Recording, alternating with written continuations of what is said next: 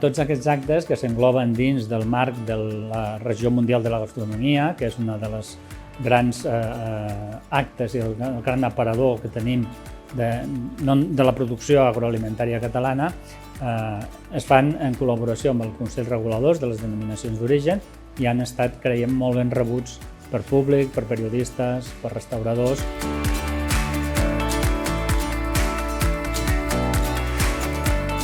Una valoració excel·lent, no és un madrillatge gens fàcil, realment han agradat a tots, tothom ha tingut una gran acceptació dels vins al final, els vins guanyadors que hi ha hagut al concurs de vins de Costes del Segre.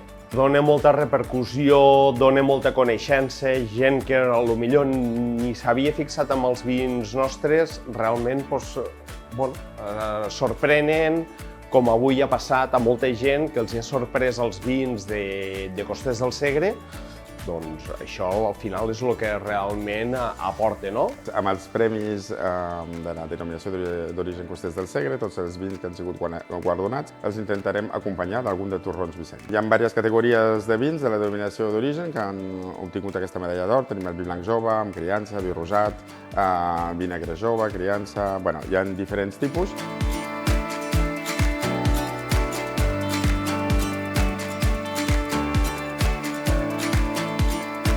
Avui presentarem diversos torrons, alguns més innovadors, alguns tradicionals, jugarem amb textures com xocolata, massapans diferents i hi ha tradicionals com el dur de tota la vida. Sempre associem el vi dolç o el cava amb el dolç i sortir d'ahir m'encanta.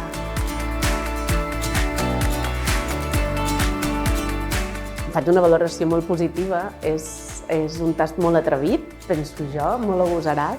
Realment maridar torrons és molt difícil i crec que l'Eric ha fet un exercici molt interessant per posar-nos a prova o per posar a prova els nostres paladars, molt xulo.